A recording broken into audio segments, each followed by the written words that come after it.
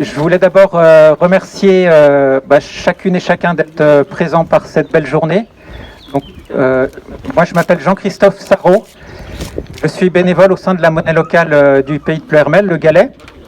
Et j'ai proposé d'organiser cette mobilisation aujourd'hui avec Nathan, qui va prendre la parole après moi. Et aussi avec le soutien d'associations et d'habitants du territoire, qui prendront peut-être la parole aussi après nous. Ce qui nous amène aujourd'hui, donc, c'est cette première journée de mobilisation en soutien à la loi Climat et Résilience, dont l'examen débute demain à l'Assemblée nationale. Ce projet de loi, vous le savez, fait suite à tout le travail qui a été fait par la Convention citoyenne pour le climat entre octobre 2019 et février 2021. Et aujourd'hui, en ce moment même, se déroulent en France près de 180 marches ou mobilisations comme la nôtre. Et le travail sur cette loi climat et résilience va continuer jusqu'en septembre. Donc il y aura sans doute d'autres journées comme celle-là à Ploërmel et partout en France. Malheureusement, en raison des contraintes sanitaires, les événements sportifs et culturels sont interdits, vous le savez. Mais heureusement, les rassemblements à caractère revendicatif restent autorisés partout en France, à condition de respecter les gestes barrières que je vous invite toutes et tous à respecter. Donc vous trouverez sur les tables des masques et du gel. Et alors si on est là maintenant, c'est parce que nous souhaitons que les citoyens soient davantage associés aux combats écologiques et sociaux, et que leurs paroles et leurs travaux soient attendus et respectés. Qu'il y ait plus de transparence et de démocratie dans tous ces débats qui sont si importants pour notre présent et pour notre avenir. La transparence et la démocratie, on les retrouve beaucoup dans les associations du territoire qui ont choisi par exemple de ne pas avoir de présidente ou de président et de travailler de manière collective et collégiale, en associant tous celles et ceux qui souhaitent contribuer. Certaines de ces associations prendront peut-être donc la parole après nous.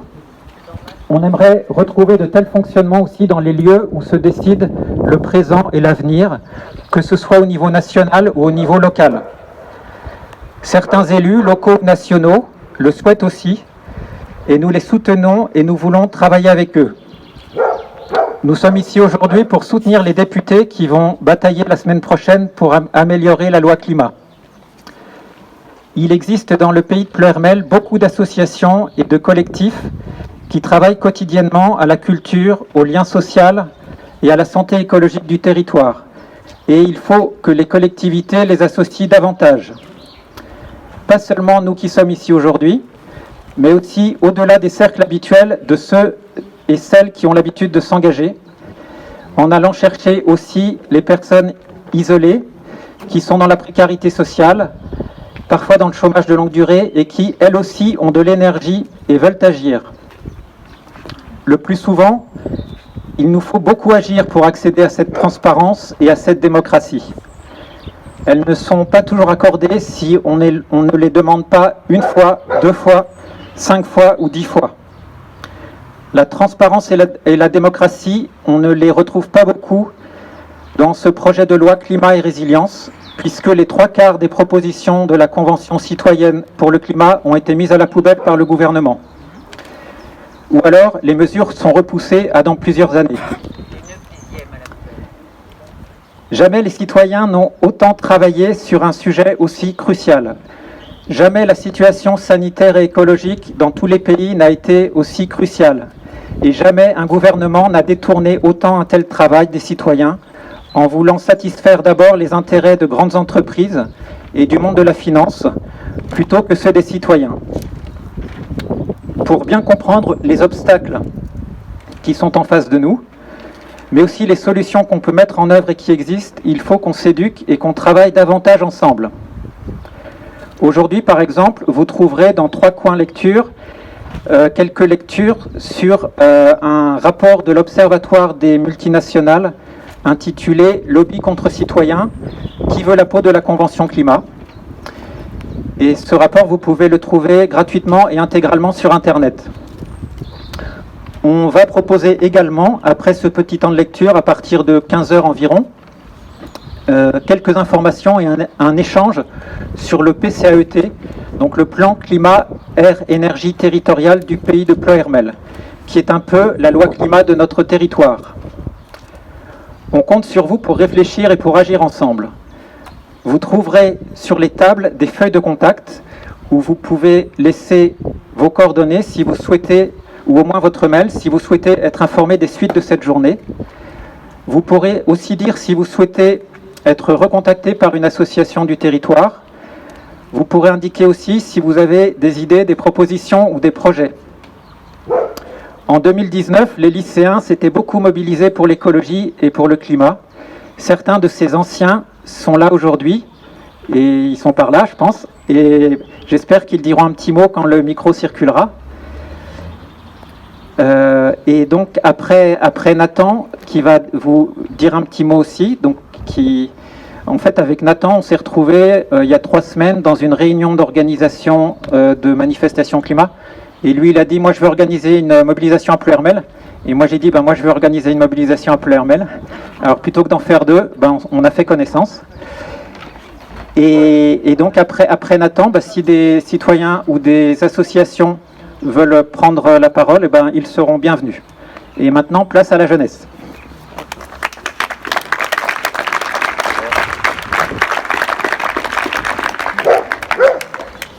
Bonjour à toutes et à tous. Est-ce que vous m'entendez bien vers le fond? Oui. Alors, je m'appelle Nathan et donc je co-organise avec Jean-Christophe cette mobilisation. Alors déjà, c'est un plaisir de voir qu'il y a autant de monde aujourd'hui. C'est vraiment super, donc merci à vous. Bien que l'on ne se connaisse pas, bien que la période actuelle soit difficile pour chacun, on est là, ensemble, pour défendre un intérêt commun, à savoir notre avenir et celui de la planète. En ce moment même, dans toute la France, c'est plus de 160 mobilisations qui ont lieu, avec des milliers de gens qui marchent pour dénoncer le sérieux manque d'ambition de la loi climat. Preuve que la crise pandémique qui nous a percutés durant l'année 2020 n'a pas affaibli notre solidarité et notre volonté d'agir. Personnellement, c'est la première fois que je participe à un tel événement. Pourquoi est-ce qu'aujourd'hui j'ai décidé de chausser mes baskets, d'enfiler ma veste et de brandir une porte-carte? Eh bien parce que j'ai vraiment pris connaissance ces derniers mois de l'urgence écologique, de l'ampleur de la menace qui ne cesse de grandir et parce que les piètres solutions de certains de nos dirigeants m'indignent. À cette heure, nous partageons tous, je crois, un sentiment de colère vis-à-vis du système. On nous dit que l'environnement est l'une des principales préoccupations, mais pourtant peu de choses sont faites pour le montrer, comme si les dangers futurs que nous encourions étaient facilement surmontables et pécuniairement compensables. Seulement, nous savons tous que la période actuelle est critique et que les dégradations faites au système Terre sont irréversibles. Et quand bien même la parole ait été donnée à 150 citoyens de la Convention citoyenne, et qu'ils aient eu la lourde tâche de réfléchir et de proposer des mesures répondant aux enjeux climatiques, il ne reste que des miettes. Il est évident que la demi-mesure ne suffira pas à atteindre notre objectif de réduction de 40% d'émissions de gaz à effet de serre d'ici à 2030. Mais si vous êtes là, si nous sommes là aujourd'hui, c'est que nous avons aussi une merveilleuse pensée en commun, l'espoir. L'espoir de voir se dessiner un lendemain avec moins de précarité, avec plus d'égalité, plus de justice sociale pour que tout le monde puisse s'inscrire dans cette transition écologique en ayant par exemple accès à une nourriture saine et raisonnée ou des logements aux normes. Ainsi, chacun de nous peut faire bouger les choses. Nos métiers, nos talents, nos compétences nous permettent d'agir au service de l'humain et de la nature. En transmettant, en partageant, nous sommes ces acteurs de sensibilisation à la cause environnementale, particulièrement nous, la jeunesse, qui avons tout intérêt à défendre ces convictions aujourd'hui pour que les générations de demain ne pâtissent pas injustement des répercussions engendrées par notre inaction. Bien entendu, nos dirigeants ont leur rôle à prendre en compte. Mais les gestes éco-citoyens que nous appliquons constituent tout autant de chances d'assurer un avenir plus serein. Il n'y a pas de petits efforts. Et je suis persuadé que ces efforts que nous fournissons ne sont pas synonymes de contraintes, mais peuvent aussi nous apporter du bonheur. Finalement, peut-être que ces brèves paroles expriment un message de doux rêveur. Mais s'il n'y a que l'utopie qui nous fasse avancer, qui nous fasse lutter pour un avenir meilleur, et qui nous donne le sentiment d'être invincibles ensemble, alors soyons tous de grands rêveurs. Merci à vous tous d'être là et merci à vous et bravo. Et je passe la parole à tous. Donc je suis un petit peu émue là, hein, vous parler devant tous et puis je suis très contente de voir qu'il y a une mobilisation. Donc je m'appelle Viviane et j'ai été tirée au sort pour la Convention citoyenne. Donc je fais partie des 150. Donc je suis très touchée de voir les panneaux qui soutiennent le travail qui a été fait. Parce que c'est vrai qu'on a travaillé. Au départ, on n'a pas tout le temps été pris au sérieux. Certaines ONG d'ailleurs pouvaient un petit peu critiquer ce qui se mettait en place, parce qu'effectivement, comme ça a été lancé par Emmanuel Macron, c'était au départ critiquable. Mais on était vraiment un échantillon de la population française et tout le monde s'est pris au jeu. Il y avait tous les milieux, toutes les professions, tous les âges, puisqu'il y avait des jeunes qui n'étaient pas majeurs, hein, à partir de 16 ans.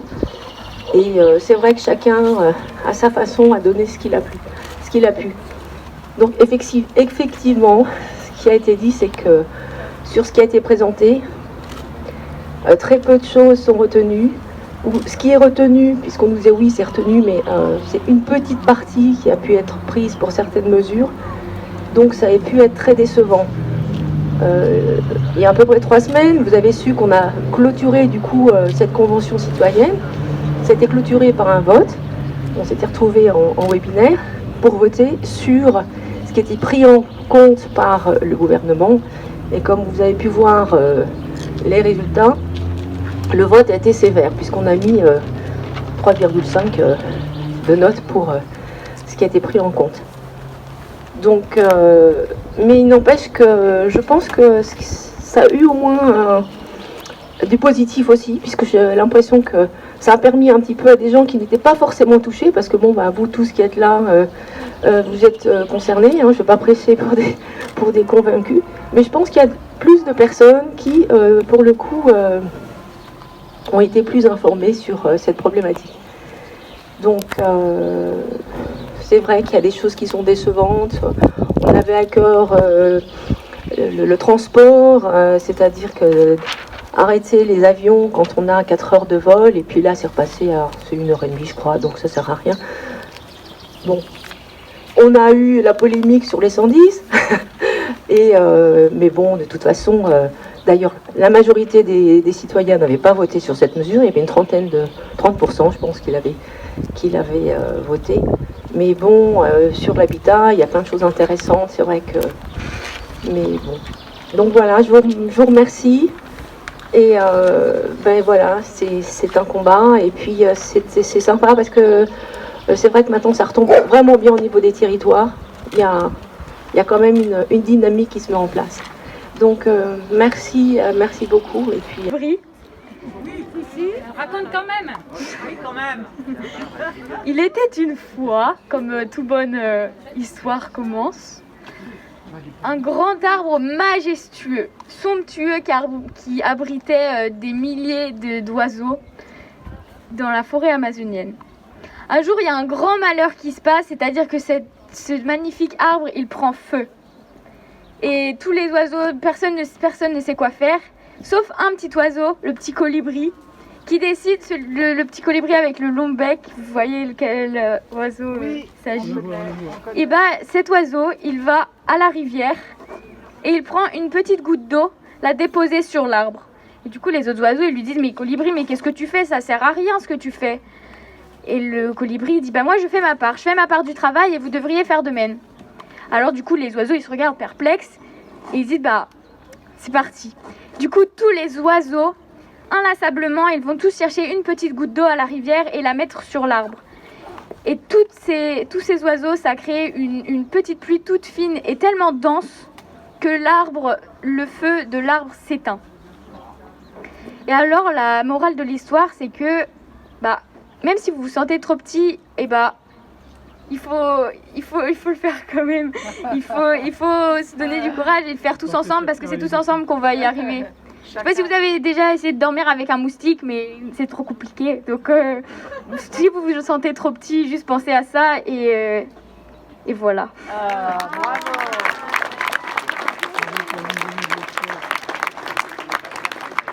Le plan climat air énergie territorial du Pays de Pleuhermel. C'est l'association Pollen qui a pris la charge de cette présentation.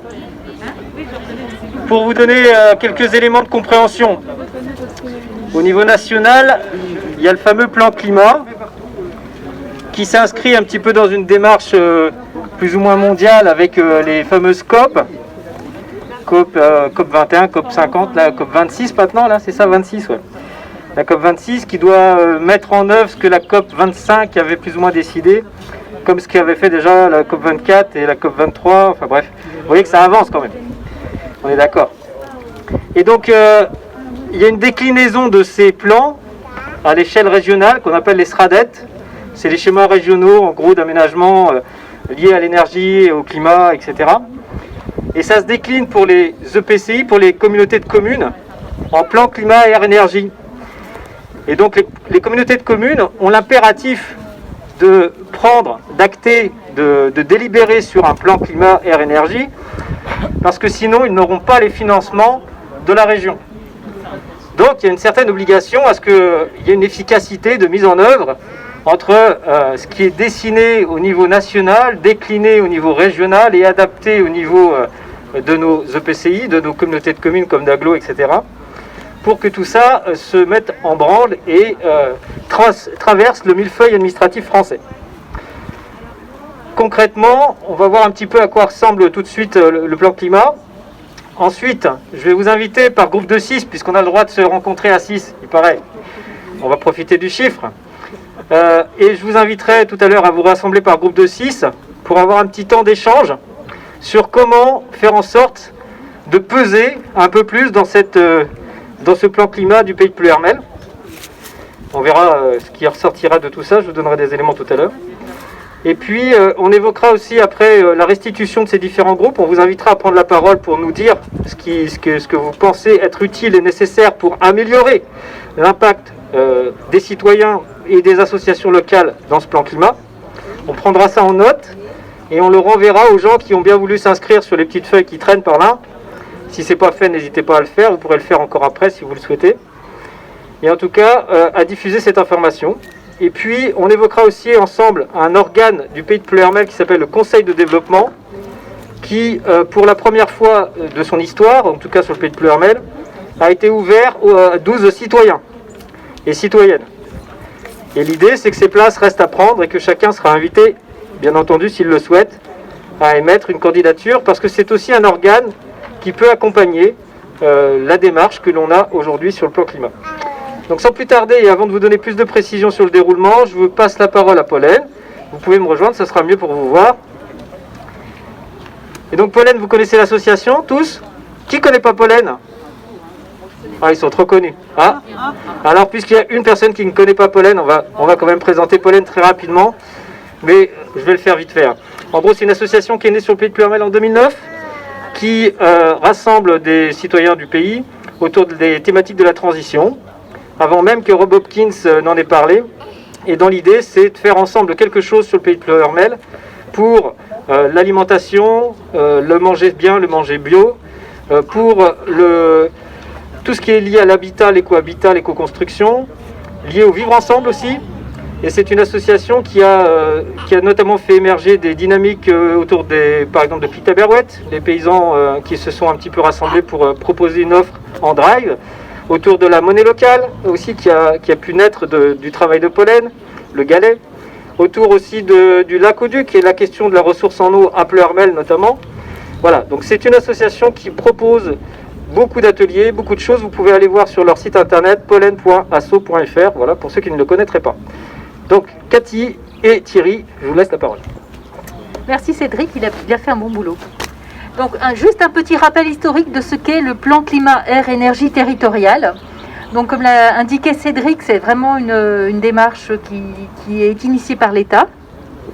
Alors, sur Pleurmel Communauté et l'OBC, en 2018, a été prévu donc de mettre en place ce plan. Il a été fait appel à un cabinet conseil qui s'appelle le 6 de Bègle, qui a fait vraiment un très bon boulot de diagnostic sur les deux territoires. Et donc, on suivit, suite à ce diagnostic, 4 soirées en théâtre-forum qui ont été donc proposées à l'ensemble des habitants du territoire. 80 000 personnes, mais on avait des salles qui pouvaient en contenir 100, mais voilà, c'est comme ça que ça s'est passé. On n'était pas très nombreux parce qu'il y avait 20 à 25 personnes, 30 maximum. La publicité n'était pas énorme, mais bon, c'était des soirées vraiment intéressantes. Et il y a eu 2 journées de concertation avec les acteurs économiques, socioculturels et associatifs et institutionnels du territoire qui ont décliné 3 thématiques: la production et la maîtrise de l'énergie, le transport et la mobilité, l'agriculture, la consommation et l'adaptation au changement. Voilà, donc suite à ces 2 journées thématiques et à ces 4 soirées forum, les 2 OBC ont mouliné tout ça. À le retour de Pleurmel Communauté, ont été édictées 45 fiches d'action qui ont été renvoyées aux partenaires qui avaient participé aux 2 journées de concertation. À ce titre-là, on a été quelques associations à relire ces 45 fiches d'action qui se déclinaient elles-mêmes en plusieurs pistes de projets. Nous avons fait des propositions, nous avons même envisagé de pouvoir contribuer à différentes actions de mise en place de ces changements. Et donc ça se passait en 2019. Et donc 2020 a connu une année un peu particulière pour tout le monde, y compris pour le PCAET. Et donc voilà, donc on arrive en 2021 et il est présenté à partir du 6 avril, merci Thierry, une consultation aux citoyens. Donc je laisse Thierry en parler un petit peu. Ouais, vas-y. Enfin, juste faire le point sur le calendrier, là, comme a évoqué Cathy. Donc en janvier, avec ça. En janvier donc, de cette année, l'arrêté et l'avis de consultation ont été préparés. Donc il y a toute une démarche administrative bien sûr qui est en cours. Le conseil communautaire en mars l'a validé, le projet. Ensuite, maintenant entre mars et avril, on a l'avis de consultation et d'information sur la consultation. Donc ça c'est démarche, voilà, ça a lieu cette semaine au conseil communautaire, donc c'est toutes des démarches administratives, hein, comme je l'ai dit. Et donc, comme le disait Cathy, du 6 avril au 5 mai, on aura accès en fait compte à tous ces documents-là, pour fin mai, donc le 30 mai exactement, une rédaction, synthèse des observations et publication soit faite sur le site internet. Et qu'ensuite, au mois de juillet prochain, le conseil communautaire adopte définitivement le PCAET. Donc voilà les démarches. Et donc à partir du 6 avril, vous allez pouvoir consulter toutes les informations sur le site internet de Pleurmel Communauté. Donc voilà. Ouais. Ce qu'on peut dire, c'est que on ne peut pas le résumer comme ça. Je pense que ça sera vraiment intéressant d'avoir un support, mais on peut peut-être déjà commencer à se répartir en groupes de 6 pour ceux qui sont motivés pour échanger un petit peu sur la thématique du plan climat air énergie territorial. C'est vrai que j'ai pas repris les 6 axes. Alors, je vais vous donner quelques éléments pour aller dans ce sens-là. Donc le but c'est pas de travailler sur le PCAET en tant que tel, parce que comme viennent de le dire Thierry et Cathy, il n'y a pas de contenu pour l'instant publié. Par contre, il semblerait quand même qu'il y ait quelque chose, c'est que si on veut qu'il y ait un impact du PCAET auprès des politiques, il faut forcément que les citoyens pèsent dans la balance. Donc, on va voir qu'il y a plusieurs façons de peser. La première, c'est peut-être déjà de voir comment est-ce que, dans les groupes qu'on va constituer, le but c'est d'essayer de trouver la façon de peser davantage. Je ne vais pas en dire trop parce que je pourrais vous donner déjà des éléments de réponse, mais ça serait biaiser le jeu un peu. Et à partir de ces éléments de réponse que vous allez faire émerger en groupe de 6, l'idée étant que vous alliez dans des groupes où vous ne connaissez pas tout le monde, ça serait encore plus sympa. Vous avez le droit aujourd'hui exceptionnellement, la loi nous l'autorise, à aller à la rencontre de personnes que vous ne connaissez pas dans un lieu public et rassembler à presque, allez, on va dire 150-200 personnes, 0,05% de la population du Pays de Ploërmel. On va pouvoir donc échanger. On va se donner 20 minutes. 20 minutes assis dans l'herbe, en petit cercle, en respectant les distances si possible. Hein. N'oubliez pas trop, parce qu'il y a quand même pas mal de cas Covid.